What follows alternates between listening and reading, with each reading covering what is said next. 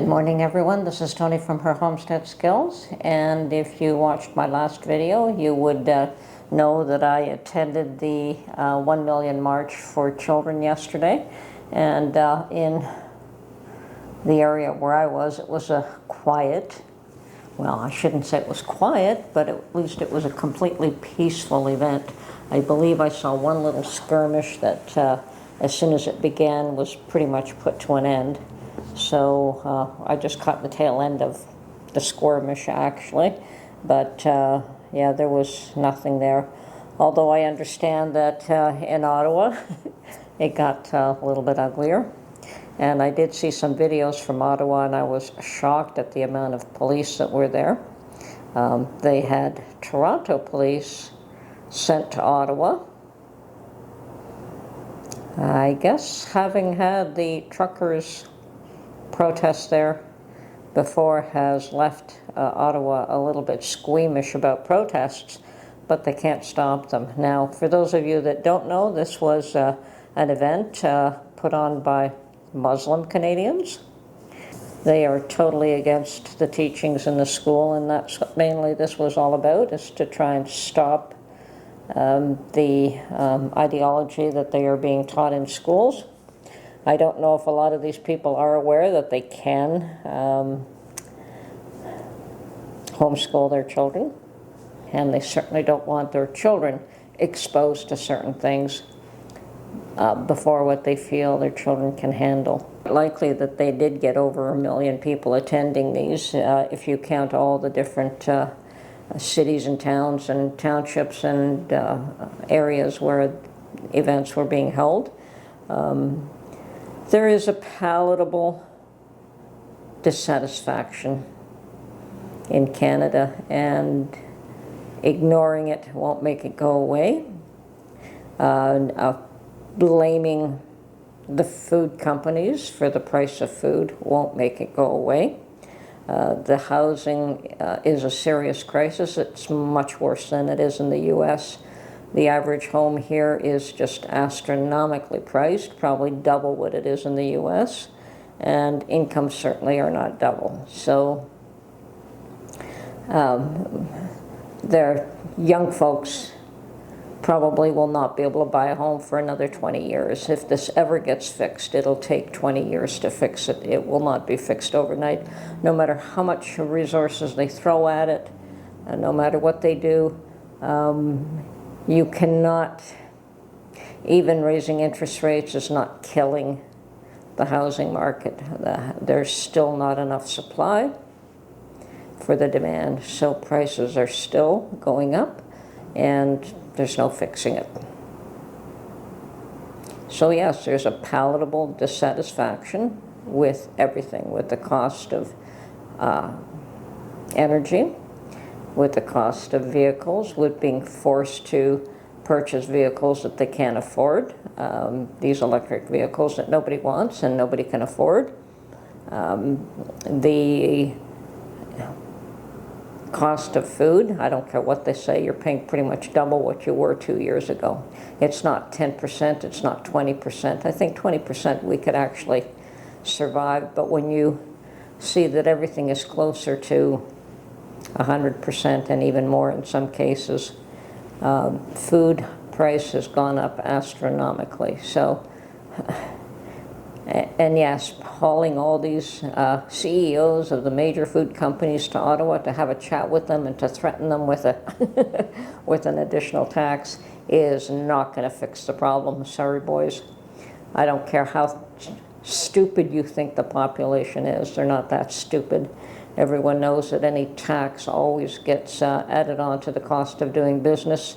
No matter what you say, no matter what you do, that you think you can prevent that from happening, you can't. So the threat is a stupid one. It is irrelevant. And I think that you should probably start cutting your own taxes if you think that you want to do something. Never mind this pretense that you care. Actually start to care. And it probably is a little too late at this point. People know you don't care. So, if you have not been stocking up, I'm afraid that I believe food prices will continue to rise. We believe that interest rates are going to go up again next month. And if you don't believe you're in a recession now, you will be. And if you believe you're in a recession now, you're probably headed for a depression. Things aren't getting any better.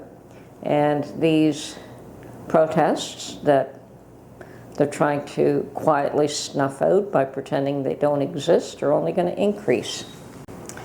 The population can only be ignored for so long, and if people think that they have no power, they're sadly mistaken.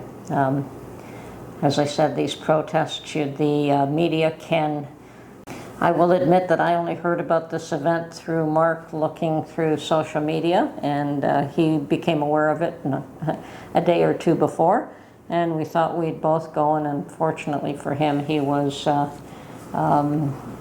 had a commitment that he could not get out of, so he was not able to attend that March for Children, although that is more along his line than what it is mine.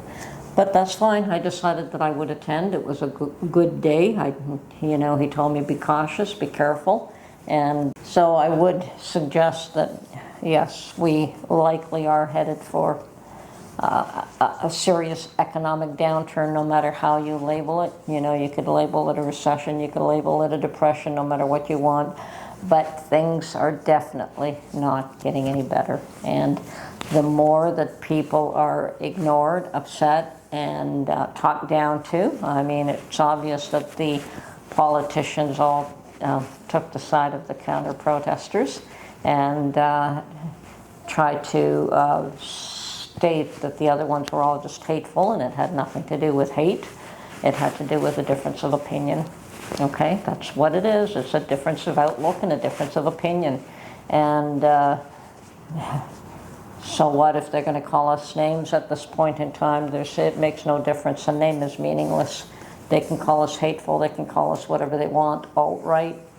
It makes no difference anymore. I think we've come to the point where people have said enough is enough. Enough of being tolerant. Enough of turning the other cheek. Enough of being kind. Yes, you can still be kind and loving, but that doesn't mean that you have to take somebody else's abuse now. So I think Ottawa's about to see a whole lot more. So if they think that the truckers' protest was bad, and then this March for Children, well, I think that was mild as well. There was a scuffle or two, but I think that they're going to be seeing a whole lot more if things don't change and change quickly.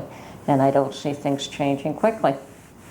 I see that both sides are taking a firm stand. The government is taking their stand, and it does not bode well. So,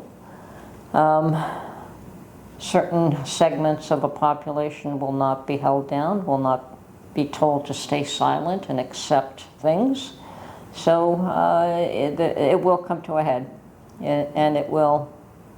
Things have to change. They will change. They have to change. But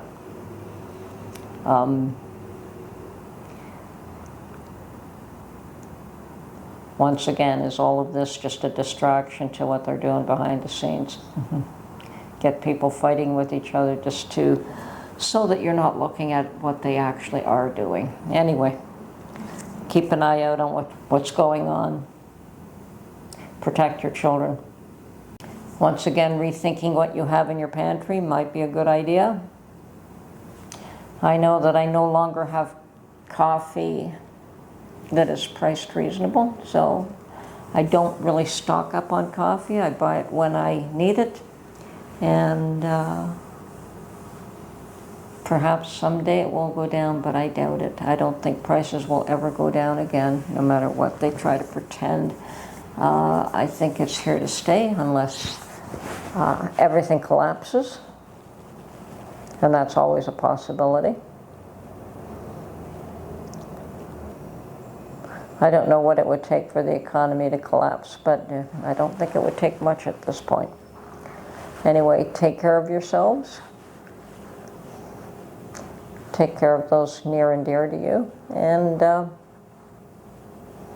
stock up those pantries. This is Tony from Her Homestead Skills. Hope you enjoyed this video, and we will catch you on the next one. Bye for now.